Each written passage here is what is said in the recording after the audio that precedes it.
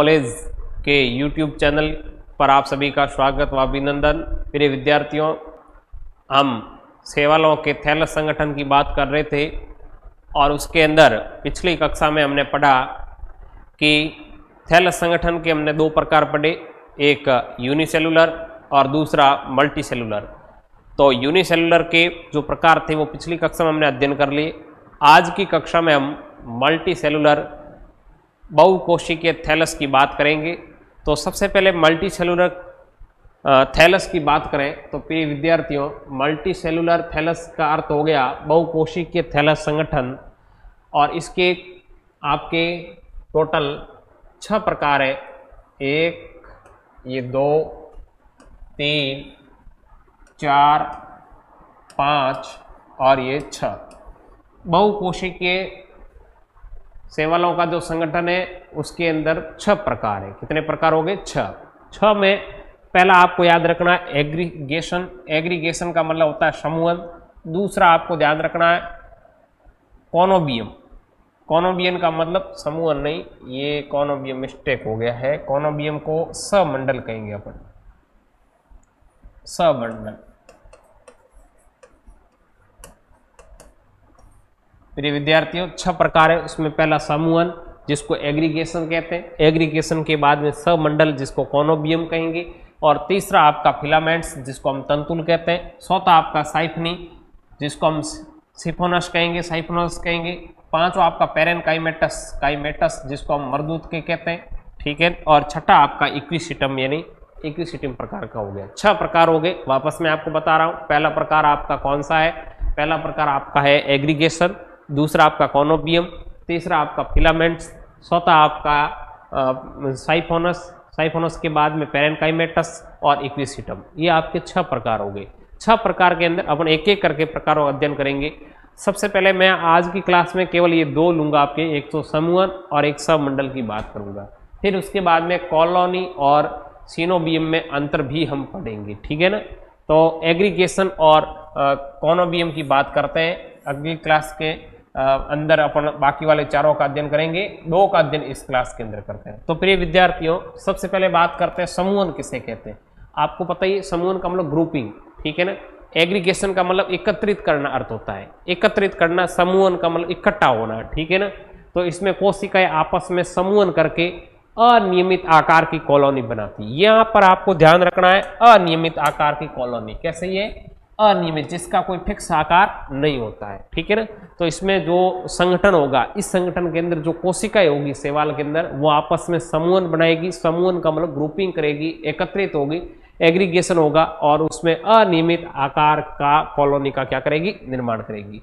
इसके 2-3 प्रकार है। एक ये आपको याद रखना है पाल्मेलाब, दूसरा वृक्षाब, और तीसरा आपके नेक्स्ट पेज पर आ जाएगा जिसको हम क्या कहेंगे? राइजोपोडियल, ठीक है। ये तीसरा इसका प्रकार है, ठीक है ना। तो एक एक करके अपन लेते हैं। पहला है पाल्मेलाब या पैल्मेलॉइड।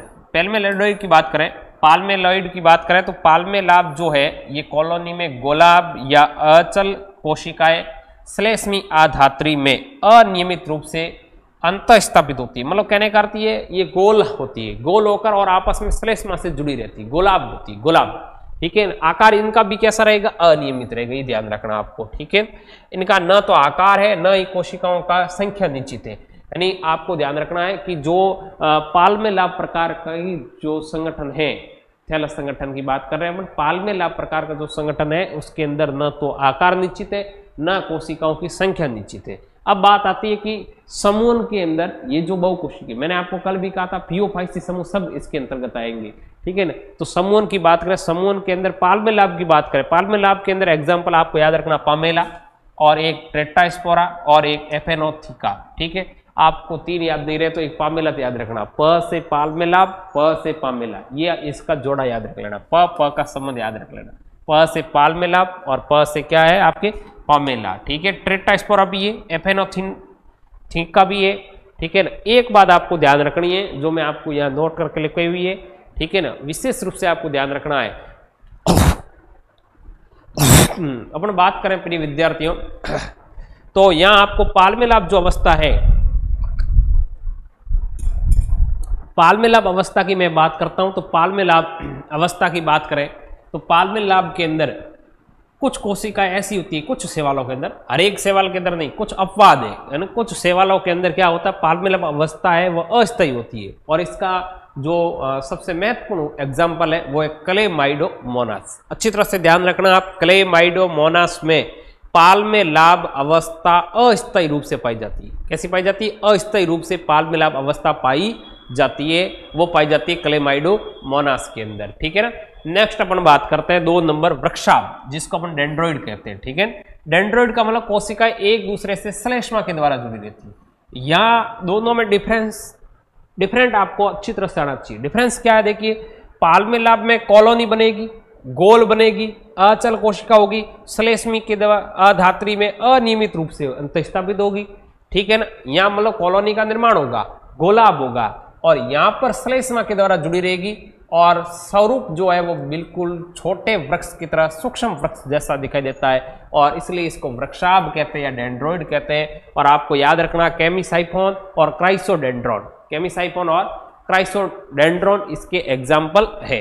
फिर नेक्स्ट बात करते हैं, तीसरी बात करता हूं मैं आपके, वो है राइजोपोडियल। राइजोपोडियल की बात करें तो कॉलोनी की प्रत्येक कोशिका आपस में जीव द्रव्य प्रक्षेपों, यानी जिसको अपन क्या कहते हैं, राइजोपोडिया कह सकते हैं, राइजोपोडिया के द्वारा जुड़ी रहती है। राइजोपोडिया यानी पादाब कह देते हैं। ठीक है, पादाबों के द्वारा, जीव द्रव्य प्रक्षेपों के द्वारा जुड़ी रहती है। ठीक है ना। और इसको हम राइजोपोडियल कहेंगे। राइजोक्राइसिस इसका एग्जाम्पल है। देखो, इसका एग्जाम्पल भी वैसे ही, राइजोपोडियल का राइजोक्राइसिस, राइजोपोडियल का क्या है, राइजोक्राइसिस, ये आपको ध्यान रखना है। फिर नेक्स्ट बात करते हैं 2 नंबर, तो वो है आपके समंडल। समंडल का मतलब कॉनोबियम। कॉनोबियम की बात करें, ये कॉनोबियम है, कॉनोबियम। कॉनोबियम की बात करें तो इस प्रकार की कॉलोनी में निश्चित आकार व आमा, यहाँ आकार निश्चित है, इससे पहले आकार अनिश्चित था, आकार निश्चित है, आमाप की होती है, निश्चित कोशिकाएं पाई जाती है। इसमें कोशिकाओं की संख्या भी क्या होती है, फिक्स होती है विद्यार्थियों, ये ध्यान रखना। इसमें कोशिकाओं की संख्या शिशु अवस्था से निर्धारित हो जाती है तथा उसके बाद केवल उसमें क्या होती है, वृद्धि होती है, ध्यान रखना। कहने का दोनों में डिफरेंस ये कि पहले वाले में कोशिकाओं की संख्या निश्चित नहीं थी, अनिश्चित थी, और आकार भी निश्चित नहीं था, लेकिन इसमें कोशिकाओं की संख्या निश्चित है। और विशेष रूप से इसमें जिस समय ये बढ़ना शुरू होता है, शिशु अवस्था में होता है, उस समय इसमें कोशिकाओं में वृद्धि शुरू होती है, कोशिकाओं की संख्या पहले से निर्धारित हो जाती है, केवल आकार बढ़ता है, वृद्धि होती है, ये ध्यान रखना आपको। ये बात होती है समंडल के अंदर या कॉनोबियम प्रकार के शैवाल के संगठन के अंदर। ठीक है ना। ये मल्टी सेल्यूलर अपन प्रकार पढ़ रहे हैं। उसके बाद आपको ध्यान रखना है कि इसके समंडल को हम 2 भागों में बांट सकते हैं, एक कशाभिकी, एक अकशाभिकी। ठीक है ना।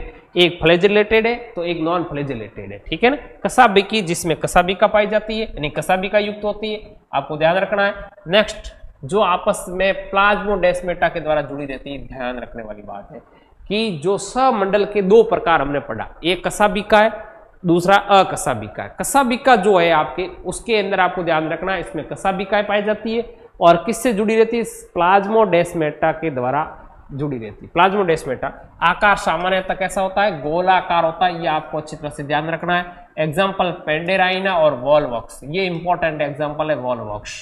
फिर अकशाभिका की बात करते हैं प्रिय विद्यार्थियों, तो कोशिकाएं अकशाभिक रूप से आकृति गोल और प्लेट सदृश होती है, और इसका उदाहरण है आपका हाइड्रोडिक्टियोन। ठीक है, हाइड्रोडिक्टियोन। अब मैं आपको बता देता हूं कि कॉलोनी और सिनोबियम में क्या अंतर है, ये इंपॉर्टेंट आपको ध्यान रखना है। कॉलोनी और सिनोबियम में डिफरेंस क्या है, तो देखिएगा, यहाँ कॉलोनी की बात करें अपन, तो यहाँ आपको ध्यान रखना है कि कॉलोनी के अंदर कोशिकाओं की संख्या कैसी है, अनिश्चित है, ये इंपॉर्टेंट पॉइंट है। और अनिश्चित संख्या है, लेकिन सिनोबियम में संख्या कैसी है, निश्चित है। सिनोबियम कहूं या कॉनोबियम कहूं, ठीक है ना।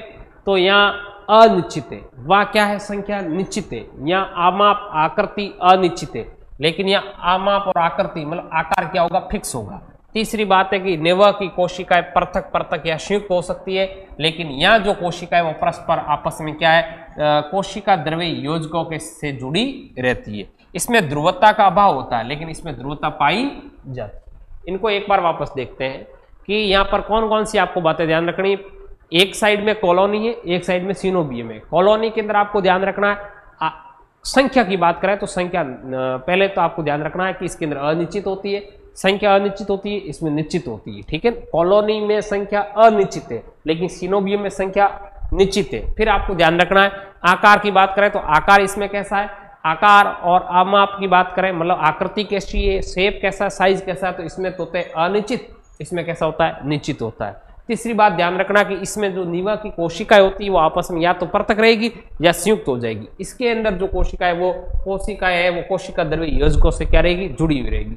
फिर ध्रुवता की बात करें तो इसमें ध्रुवता का क्या पाया जाता है, अभाव पाया जाता है, लेकिन इसमें ध्रुवता पाई जाती है। ये आपको अच्छी तरह से ध्यान रखना है। ये नेक्स्ट अपन बात करेंगे बाकी वाले चारों प्रकार के अपन मल्टी सेलुलर कोशिकाओं के जो थैलस संगठन है उसकी। धन्यवाद।